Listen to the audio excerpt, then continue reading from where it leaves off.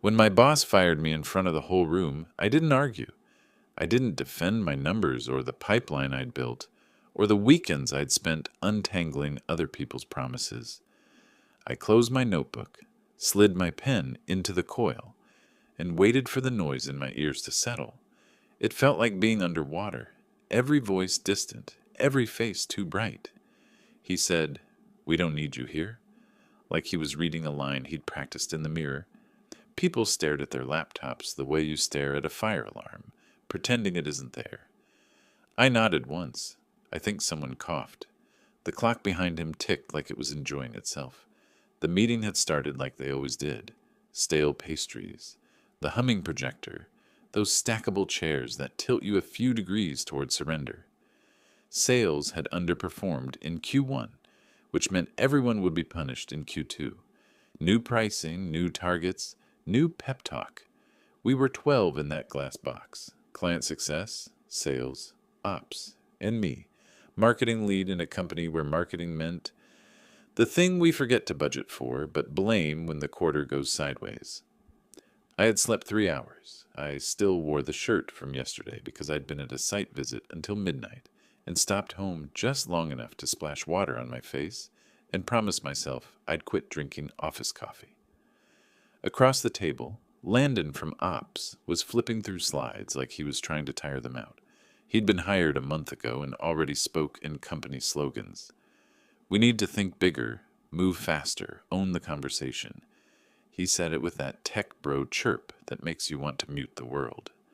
My boss, Richard, sat with his shoulders back, a habit from an old sales training, palms open like a priest blessing the quarterly report. He liked to lean back until the chair squeaked, and then pause, let the squeak hang, and call it tension. He was all theater, the big watch, the unbuttoned collar, the story about how he'd closed a 7-figure deal in an Uber pool. I used to think the act was harmless. It wasn't. They started with churn. We were down 8% year over year, which meant the board had questions, capital Q. Then came the slide with logos. Green for retained, red for lost. 2 reds belonged to clients I'd inherited, both overdue on deliverables because Richard had sold them things that didn't exist yet. I'd carried them anyway, sent updates at midnight, moved timelines like furniture, and kept them calm with the same 3 tools I always relied on: attention, honesty, and showing up when it was inconvenient. Those tools don't fit on a slide. Marketing has failed to position our value, Richard said, and the room learned a new kind of quiet. He didn't look at me. He looked through me, which is apparently what leadership looks like at certain angles. He clicked to a slide titled Reset in a font, loud enough to drown out blood flow. We are restructuring go-to-market. Effective today, sales reports directly to me. Client success becomes growth. And Michael, he said my name like it wasn't mine. We don't need you here. Someone's pen stopped tapping. Someone else adjusted a charger that didn't need adjusting. Landon kept his eyes on the projector beam as if watching light could teach him something about courage. I felt the old reflex climb my throat, the one that wants to justify, detail the pipeline, name the clients who call my personal number before they call support. I swallowed it. I kept my hands flat, left palm still showing a faint half moon from the coffee cup I'd carried too hard up the stairs. "Okay," I said. It was the calmest word I've ever used. People always imagine a scene when you get publicly cut. Flipped chairs, shouted truths, maybe a dramatic, "You'll regret this." That never happens. The real thing is smaller. You taste metal. Your neck feels naked without a lanyard. Your breath gets loud in your own head. Rachel from finance slid me a look that said, "I'm sorry," and "I can't help you," in the same frame, which is the corporate dialect most of us learn after year 2. Someone moved the pastry box closer to my seat, like carbs were a sympathy card. Richard kept talking. "We're moving to a product-led strategy," he said, which meant we had no strategy. He used the phrase resource reallocation and hard call, and everyone has to level up. He said my name again. "No hard feelings, Michael," and then changed the subject, as if the carpet had absorbed me. It wasn't personal, it was performance. He had investors to impress and needed a head on the table that wasn't his. I remember the radiator hiss in the corner. I remember the taste of the room, dry and dusty, like paper and old air. I remember the way the conference phone flashed red and green as if it were breathing. I remember that I did not look at anyone. I just stood, slid my notebook into my bag, and tucked the pen deeper than it needed to go. My chair didn't scrape. I'd learned to lift it years ago, out of courtesy, and the habit stuck. On the walk back to my desk, I counted steps to avoid thinking. 23 to the door, 9 across the hall, 4 to my cube. The photos on the divider had been there so long, they looked like props. My brother's kids at the lake. A beer coaster from the client who let me pilot their product. At cost, because I'd fixed a rollout no one else would touch. The coffee mug with the chip that caught my lip every Tuesday. I put the mug in the trash and pulled it back out and rinsed it in the sink and left it to dry without deciding why. Packing is mechanical. Laptop, charger, the external drive no one knew I had because I stopped trusting the shared server after it ate a week of work in March. The notebook thick with years of names and checkboxes and little arrows that only I could translate. A folded page where a client CEO had scribbled, "You're the only reason we stay." It wasn't a compliment. It was a warning I hadn't heard yet. People came to hover, which is a polite way to say they came to see how I'd react. "Hey, man," said Connor from sales, the guy who forwarded me his rough drafts at 5:58 p.m. on Fridays. He pointed at my box like it contained answers. "Wild morning, huh?" I told him it happens. He asked where I'd go. I said I didn't know. Then he asked if I'd mind sending him the Q3 deck. "Whenever you get a sec." I handed him the link and watched him type it wrong, and thanked whatever is left of grace for keeping my mouth shut. I wrote a single email, not a manifesto, not a rant, just a subject line. Transition. 3 sentences to the team. "I'm leaving effective today. Thank you for trusting me with your work. Take care of each other. I kept clients out of it. That's a line you don't cross unless you have a reason stronger than pride." I closed my laptop and felt the room tilt back to level. Richard called me into his office for the part where the boss pretends it's humane. He did the sympathetic head tilt they teach you in seminars, palms still up, voice lowered, man to man. He said the company was evolving fast. He hoped I understood. There would be a small severance. He asked if I had anything to hand off and whether I could drop a quick summary of current campaigns for the record. Through the glass, the team looked like a paused movie. Behind him, the whiteboard still held a cluster of bullet points from last week's war room. Segment, timing, trust. Trust was underlined. I stared at it too long. "Do you need me to sign anything?" I asked. He blinked. He hadn't expected cooperation. He offered a printed packet the color of wet cardboard. I signed, initialed, dated. He didn't look at the page where the non-solicit clause had been quietly stripped down by legal last year after a failed acquisition. He didn't know that because he never read past page 2. He asked if I was good. I said I was. He stood to shake my hand. His grip was dry and confident, the kind of grip men practice when they think everything they own won't ever leave them. Outside, the office smelled like toner and lemon cleaner. The elevator took too long. When it opened, I was alone in the car, and the mirror threw my own face back at me. 34, unshaven because last night had been 12 hours long. Eyes clearer than they should be. On the second floor, someone from HR got in and didn't recognize me without a badge. She smiled the way you smile at strangers when you assume you won't see them again. Street noise replaced the building's hum. Buses sign a jackhammer 2 blocks over, a teenager dragging a scooter so it clicked on every sidewalk seam. I stood there a moment with the box in my arms and felt the weight of it. Not heavy, exactly, just specific. My phone buzzed in my pocket. 3 Slack messages I'd never read, and an email from a client asking if I'd be on Thursday's call, because you're the only one who speaks plain English. I stared at that line until the screen dimmed and came back and dimmed again. I didn't go to the corner bar like people do in stories. I didn't call my brother or my ex or my best friend because I knew what they'd say and none of it was the thing I needed. I walked 2 blocks to the cafe where the barista spells my name Mitchell and sat at the small table near the window that leans if you press too hard. I put the box on the floor. I took out the notebook and turned to the current page. It had 4 names on it, my Tuesday calls, circled and annotated in the handwriting of someone who expects to keep showing up. I opened my laptop and typed 8 words into a new email draft, then deleted them and typed 7 different ones, then deleted those too. I ordered black coffee and didn't taste it. The jackhammer stopped. A bus wheezed like a tired animal and went still.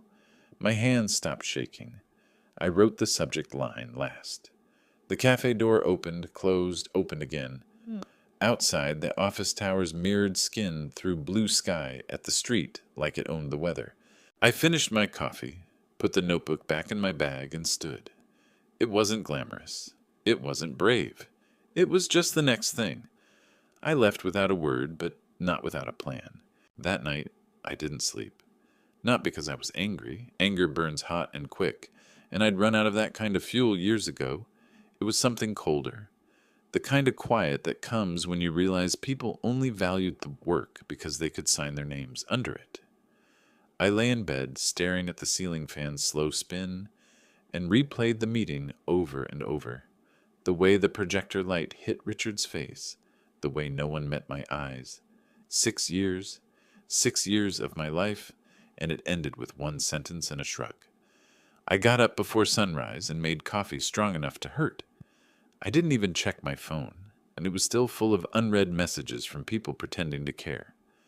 I opened my laptop, the same one they'd told me to return at my convenience, and I stared at the cursor for a long time before typing. The first line of a new document. New business concept. Draft. I didn't know what I was building yet. I just knew I wasn't going back. By 8 a.m., I'd gone from fired employee to accidental entrepreneur. The thing about losing everything is that you stop worrying about permission. I started listing names, the clients I'd built from nothing. Not the flashy ones Richard bragged about at conferences, but the real ones. The mid-sized companies that stayed loyal because someone finally listened to them instead of talking at them. I knew their patterns, their budgets, their pain points. More importantly, they knew me. I wasn't planning to poach anyone. I just needed to say goodbye on my own terms. So I wrote 1 email, honest and stripped of all corporate varnish. Hey, just a quick note to let you know I'm no longer with Apex Strategies. It's been an incredible few years working with you. I'm taking some time to build something of my own. No pitches, no pressure, just thank you for the trust. I sent it to 12 clients. Then I closed the laptop and walked out to get some air. By noon, 3 had replied. The first one said, "We'll miss working with you." The second said, "Let me know where you land." And the third one, my biggest account, simply wrote, "We're coming with you." That's when I realized what Richard never understood. In business, people don't follow logos. They follow people. The next 48 hours blurred together. I registered a business name, Northline Consulting. It sounded stable, dependable, the opposite of Richard's chaos. I found a co-working space downtown, tiny, loud, cheap, but it had coffee and a window. I borrowed my brother's old laptop for backups, bought a $12 domain name, and built a 1-page site overnight that said exactly what I meant. We don't overpromise, we just show up. Then I called a friend from accounting, Maria, the only person in that office who ever told me the truth. When she picked up, she didn't even say hello. "Tell me you finally quit," I laughed. "Close enough." "Good," she said. "Because Richard's been in panic mode all morning. 3 clients called asking for you." She paused. "And he told them you were on a break." I smiled at the irony. Fired at 10 a.m. on a break by lunchtime. That night I stayed up late again. But this time it wasn't because I couldn't sleep. It was because I was building. My kitchen table turned into a war room. Laptop cords, sticky notes, client folders, the smell of too strong coffee. I was running on adrenaline and spite, the purest energy source known to humankind. Every time doubt crept in, every whisper that said, "You can't do this," I heard Richard's voice echoing from that conference room. "We don't need you here." I used it as fuel. By the third night, I had contracts drafted, proposals templated, and a logo I didn't hate. By the fifth, I had 2 clients signed, and on the 6th morning, I got a call from a number I didn't recognize. "Michael?" the voice said, speaking. "This is David from Greenridge Logistics. You used to handle our campaigns under Apex." "I remember," I said. "How are you?" "We're fine," he said slowly. "But Apex isn't. Your boss, Richard, called yesterday trying to pitch us directly. We told him no. We'd rather work with you. You're the only one who ever told us the truth." For a moment, I couldn't speak. Then I laughed, quietly. "I appreciate that, David. Let's set up a meeting." I hung up and stared at the screen until the edges of it blurred. That's when I realized something important. Revenge doesn't always look like payback. Sometimes it looks like freedom. The next morning, I walked past the old office. The lobby smelled the same, burnt coffee and lemon cleaner. Through the glass, I saw Richard pacing, phone pressed to his ear, gesturing like a drowning man reaching for a rope that wasn't there. He didn't see me. I stood there for a second, long enough to let the moment sink in, not gloating, just observing. I'd once thought that job was my entire identity, that without their logo on my email, I'd stop being someone. Now I understood. I'd been building something all along. It just didn't belong to them. By the end of that week, my desk, if you could call it that, was a wooden table covered in coffee rings and empty notebooks. 3 clients had signed. A 4th was thinking about it. And me? I was exhausted, wired, and alive in a way I hadn't been in years. I still didn't have business cards. I didn't even have a proper office chair. But when I looked at the tiny whiteboard above my desk with my name and company written in marker, it felt real. Mini-hook. I didn't know it yet. But that decision, to hit send on one honest email, would cost them everything. By sunrise, I wasn't unemployed anymore. I was a founder. 2 weeks later, my phone wouldn't stop ringing. Not in that frantic, anxious way it used to when Richard was alive in my contacts. This was different. Every call meant something was happening. Clients wanted contracts. Former colleagues wanted meetings. Recruiters wanted coffee chats to see how I was doing, which really meant, how are you pulling this off? Northline Consulting was barely a company. 2 laptops, a shared calendar, and a rented desk in a co-working space that smelled like ambition and burnt espresso. But somehow it was working. I didn't have investors or an HR department, no glossy pitch decks, just me, a few sleepless nights, and relationships built on years of showing up when others didn't, and the clients followed. It started with Greenridge Logistics, then a chain reaction, Oakline Realty, then Clearbay Tech. Within 10 days, 5 contracts had migrated from Apex to my inbox. I hadn't asked them to. They just left. Quietly, efficiently, like a retreating army that already knew who'd won. At first, I thought Richard would ignore it, pretend it wasn't happening. But on day 12, he called. "Michael." His tone was calm, but too measured, like he'd spent 20 minutes rehearsing. "I'm hearing some confusing things. Clients reaching out, saying you're freelancing? You know that's a conflict of interest." "Not really," I said.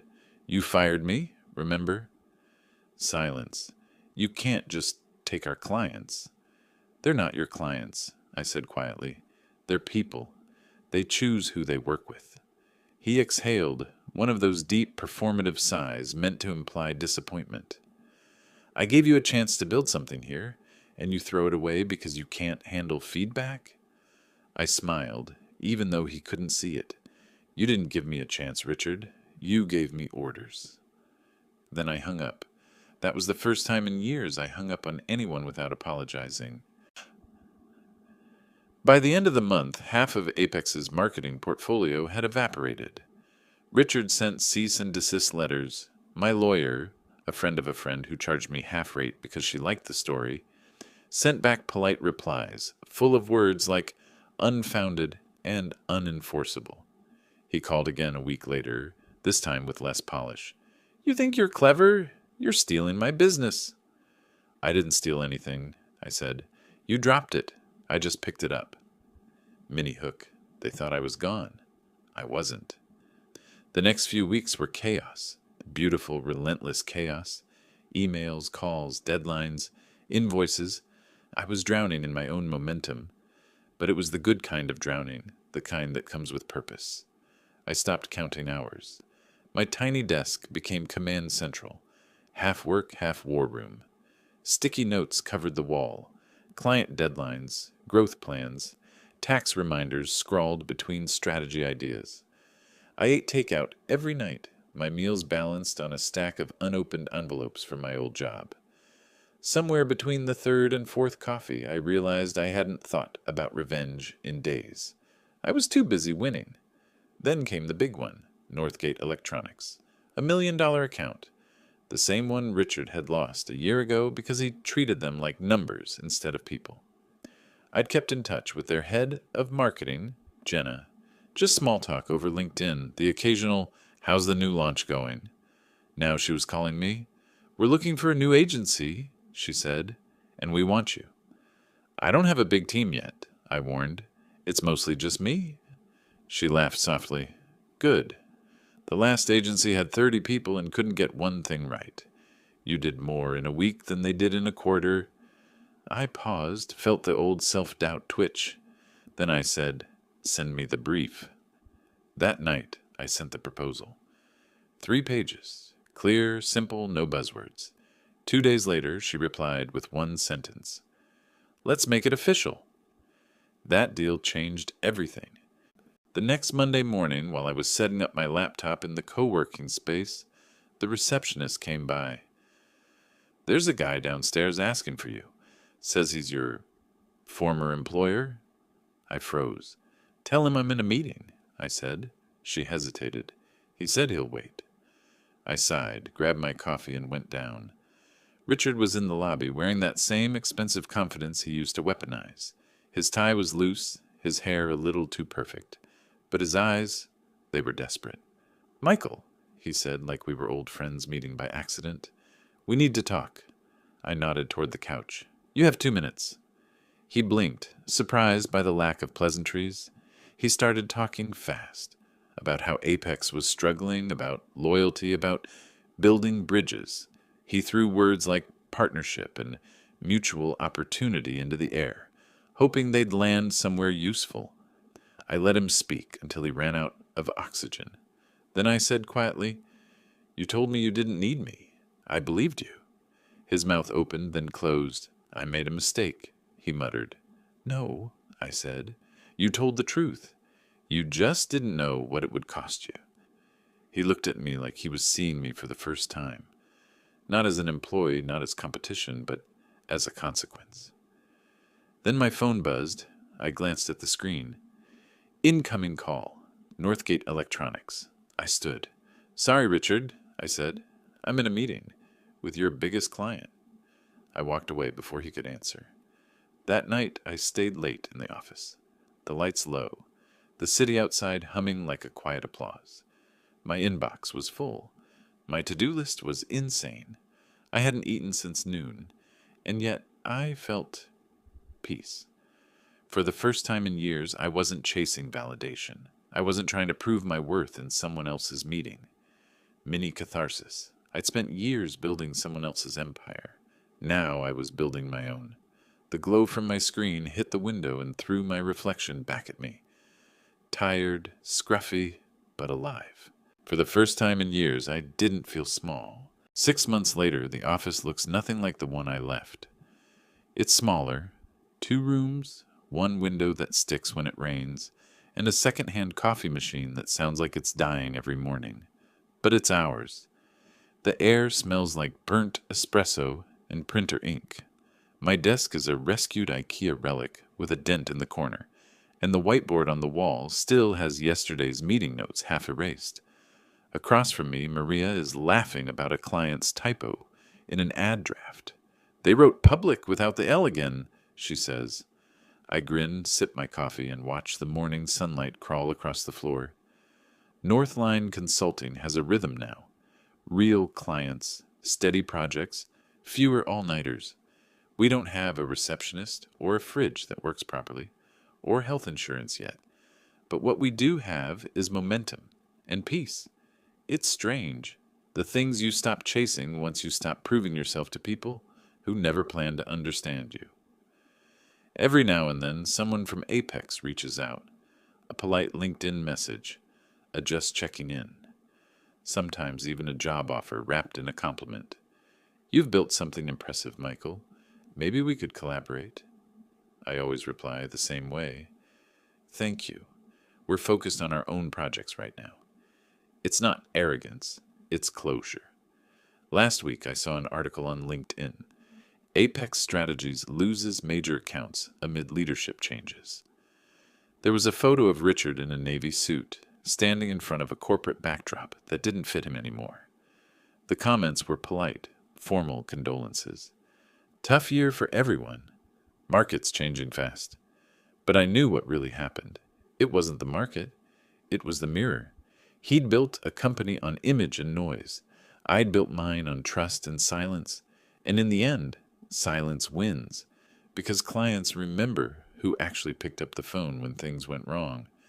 That Friday, we finished a campaign for one of our biggest clients. At 7:30 p.m., Maria turned off her monitor and said, "We did it?" I leaned back, stretched, and let the exhaustion settle in. The good kind, the earned kind. "You know," she said, half joking, "you're a much better boss than Richard ever was." I laughed. "Low bar." "Still," she said, "you built something real." I didn't answer, not because I disagreed, but because for the first time in a long time, I didn't feel the need to explain or justify anything. The city outside was quiet. Streetlights flickered on one by one. I sat at my desk for a while after everyone left, scrolling through old folders on my laptop. The ones I'd carried with me from the Apex days. Presentations, strategy decks, half-finished ideas that never saw daylight. Then in the middle of all that, I found it. An old file named Q4 Pitch, Richard Edits. I opened it, curious. The first slide was a quote he'd made me use. "A team is only as strong as its leader." I smiled. Then I deleted the file. As I was shutting down for the night, an email notification popped up. From Richard H. Subject. "We need to talk." For a moment, I just stared at it. 6 months ago, those words would have sent me into a spiral. Now, they just looked small. I hovered over the subject line. My reflection in the dark window looked calm. Older, maybe, but whole. Then I clicked delete. I closed the laptop, leaned back, and looked around the room. My team's coffee cups, the messy whiteboard, the sound of distant traffic. It wasn't the empire he had. It wasn't glossy or loud. But it was real. I picked up my jacket, turned off the lights, and headed for the door. The street outside smelled like rain and freedom, both things I'd forgotten how to enjoy. Somewhere behind me, in some boardroom full of buzzwords and glass walls, Richard was probably pacing, trying to fix what he broke. But that wasn't my story anymore. I didn't take revenge. I just took what was already mine.